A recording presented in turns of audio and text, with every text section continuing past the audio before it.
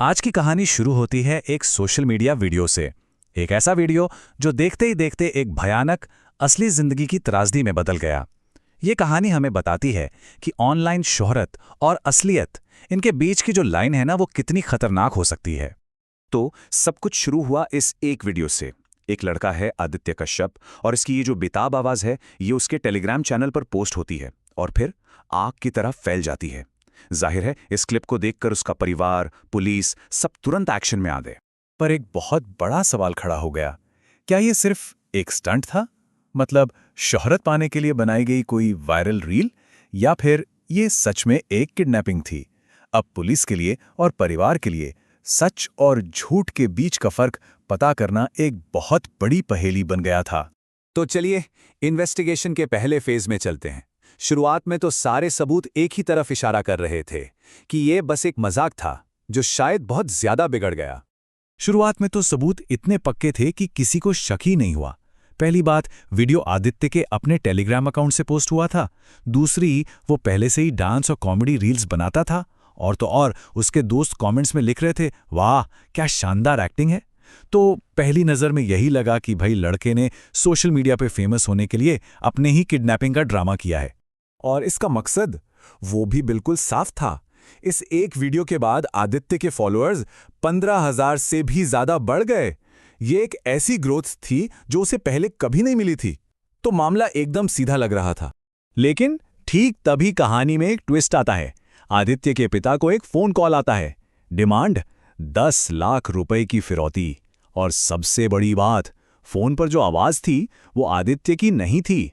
बस यहीं पर वो जो प्रैंक वाली थियरी थी ना, वो पूरी तरह से टूट गई। अब ये मजाक नहीं था, ये एक असली खतरा था। तो अब हम चलते हैं सीधे इंटेरोगेशन रूम में, क्योंकि यहीं पर कहानी ने अपना पहला और बहुत ही नाटकीय मोड़ लिया। तो पुलिस ने सबसे पहले किसको पकड़ा? जाहिर है सबसे ऑब्वियस सस्पेक्ट्स को, आदित्य के 3 सबसे अच्छे दोस्त। पुलिस को पता था कि आदित्य एक नई बाइक के लिए कितना पागल था, तो शक की सुई घूम फिरकर उन्हीं पर आकर टिक गई। और यहीं पर पूछताछ के दौरान एक बहुत ही चौंकाने वाली बात सामने आई। दोस्तों ने कबूल किया कि हाँ, एक प्लान तो था, लेकिन उन्होंने ये भी कहा कि उस प्लान को अंजाम उन्होंने नहीं दिया। उनके मुताबिक, सर, किसी ने हमारा प्लान हाईजैक कर लिया। तो ये असली प्लान था क्या? देखिए, दोस्तों ने बताया कि ये पूरा आइडिया आदित्य का ही था। उसे एक महंगी बाइक चाहिए थी और इसके लिए उसने अपने ही किडनैपिंग का ड्रामा करने का सोचा। उसने अपने दोस्तों गौरव, ध्रुव और चिन्मय से मदद भी मांगी थी, पर उन लोगों को ये बहुत रिस्की लगा और उन्होंने मना कर दिया। अब इससे इन्वेस्टिगेशन के सामने एक नया और बहुत बड़ा सवाल आ गया। अगर ये तीनों दोस्त पीछे हट गए थे, तो फिर वो चौथे और पांचवें लोग कौन थे? कौन थे वो लोग जिन्होंने इस प्लान को सिर्फ अंजाम ही नहीं दिया, बल्कि उसे एक मजाक से एक जानलेवा जुर्म में बदल दिया?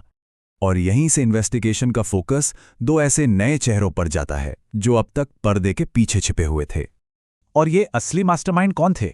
कोई और नहीं, बल्कि आदित्य की अपनी गर्लफ्रेंड मोनिका और उसका सीक्रेट लवर ऋतिक। इन दोनों ने आदित्य के इस बचकाने से प्लान में अपने लिए एक मौका देखा और उसे अपने फायदे के लिए इस्तेमाल करने का फैसला कर लिया। इनका तरीका बहुत ही कैलकुलेटेड था। सबसे पहले मोनिका ने आदित्य के कान भरे और उसे उसके दोस्तों के खिलाफ कर दिया। फिर उसने ऋतिक को एक मददगार के तौर पर प्लान में शामिल करवाया। इन तीनों ने मिलकर किडनैपिंग का ड्रामा किया और आदित्य को आखिरी पल तक यही लगता रहा कि ये सब उसी का प्लान है। लेकिन जैसे ही फिरौती के पैसे मिले, ऋतिक ने आदित्य को ही रास्ते से हटा दिया ताकि कोई गवाही ना बचे। अब पुलिस ने एक चाल चली। उन्होंने ऋतिक से कहा कि उनके पास सब कुछ का सीसीटीवी फुटेज है, ये एक ब्लफ था, एक झूठ। लेकिन ऋतिक अपने घमंड में आ गया। उसने कहा, आप लोग झूठ बोल रहे हैं, आपके पास कोई फुटेज नहीं है। और बस उसका यही ओवर कॉन्फिडेंस उसे ले डूबा। इसी एक लाइन ने उसे और मोनिका दोनों को फंसा दिया। तो चलिए अब इस पूरी कहानी के सबसे अहम हिस्से पर आते हैं। मतलब इस त्रासदी के पीछे की वजह क्या थी? ये असल में 2 अलग-अलग इच्छाओं का एक टकराव था, जिसके नतीजे बहुत ही भयानक निकले। एक तरफ था आदित्य का मकसद। क्या था? बस एक लग्जरी बाइक, ताकि दोस्तों में थोड़ी हवा बन सके। और दूसरी तरफ मोनिका और ऋतिक का मकसद, उन्हें 7 लाख का कर्ज चुकाना था और एक नया फोन खरीदना था। देखिए, एक की छोटी सी बचकानी ख्वाहिश और दूसरे का जानलेवा लालच। और आखिर में आदित्य के पिता के शब्द, क्या ये पैसा मेरे आदित्य को वापस ला सकता है? इन शब्दों में ही इस पूरे जुर्म की असली कीमत छुपी है।